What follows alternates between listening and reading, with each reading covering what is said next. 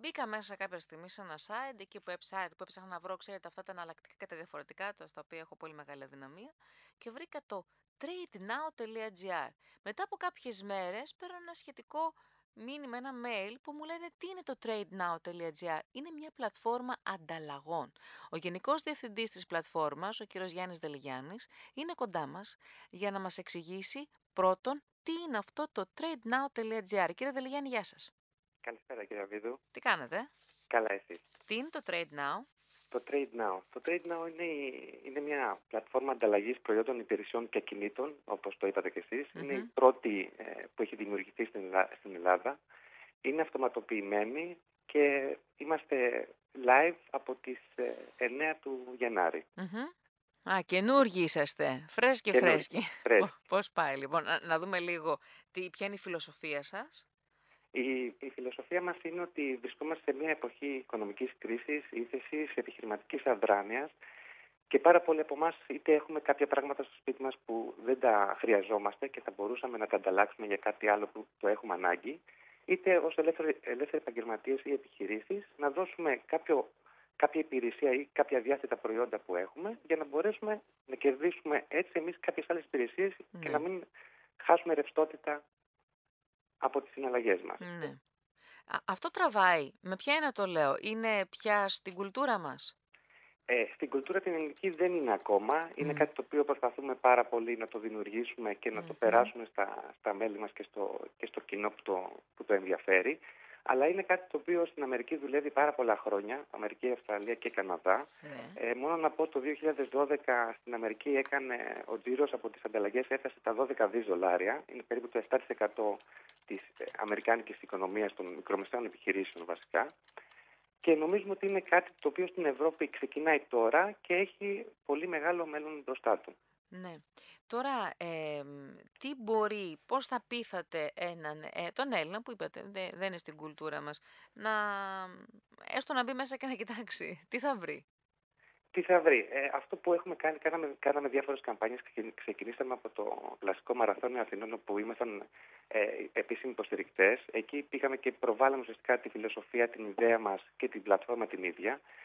Οπότε δώσαμε στο κοινό να καταλάβει ποιοι είμαστε και ποιο είναι το όραμά μας. Και από εκεί πέρα με διάφορες ενέργειες προσπαθούμε να βάλουμε μέσα στην πλατφόρμα, πέρα από τους ιδιώτες, αλλά να βάλουμε και επιχειρήσεις που να βάλουν μέσα προϊόντα και υπηρεσίες, ώστε να καταλάβει ο κόσμος ότι μπορεί να διαθέσει κάποια από τα προϊόντα του ή κάποιο από το χρόνο του, να τον ανταλλάξει και να πάρει κάτι το οποίο χρειάζεται. Είναι κάτι το οποίο έχει μεγάλο κόπο, προσπαθούμε πάρα πολύ, αλλά είναι κάτι το οποίο δείχνει ότι ο κόσμος ανταποκρίνεται. Μέχρι σήμερα έχουμε φτάσει πάνω από 8.000 μέλη. Έχουμε 175 επιχειρήσεις σε διάφορους κλάδους και υπηρεσίες και προϊόντα και έχουν γίνει πάνω από 400 ανταλλαγές και τα χρήματα τα οποία έχουν εξοικονομηθεί από αυτές τις συναλλαγές είναι πάνω από 20.000 ευρώ. Έχουμε το προφίλ αυτών των ανθρώπων από ηλικία έως, αν θέλετε, και επίπεδο σπουδών, άρα και ευρύτερης παιδείας. Βεβαίως. Το 62% περίπου των μελών μας είναι από την ηλικία 25 χρονών μέχρι και 54. Κυρίως είναι μέσης ή ανώτατης σπουδών. Σπουδών, ναι. Ακριβώς. Και κυρίως μας παρακολουθούν είτε από το σπίτι είτε από τη δουλειά, κυρίως από τη δουλειά θα έλεγα. Και υποθέτω ένα ερώτημα που αντιμετωπίζετε και ενδεχομένως και την επιφυλακτικότητα των πελατών, δεν ξέρω αν είναι σωστή και η λέξη πελάτες, είναι πόσο ασφαλής είναι αυτή η διαδικασία. Το πολύ σωστό είναι την επιφυλακτικότητα. Αυτό που πρέπει να χτίσουμε είναι η εμπιστοσύνη. Και γι' αυτό το λόγο κάνουμε όλες αυτές τις ενέργειες για να δείξουμε ότι είμαστε μια σοβαρή εταιρεία. Κάνουμε μια πολύ σοβαρή προσπάθεια. Έχουμε όλους τους κανόνες ηθικής και επιχειρηματικότητας έχουμε εντάξει στη φιλοσοφία μας και στη δομή της λειτουργίας της εταιρείας μας. Και με αυτόν τον τρόπο προσπαθούμε να κερδίσουμε την εμπιστοσύνη του κόσμου.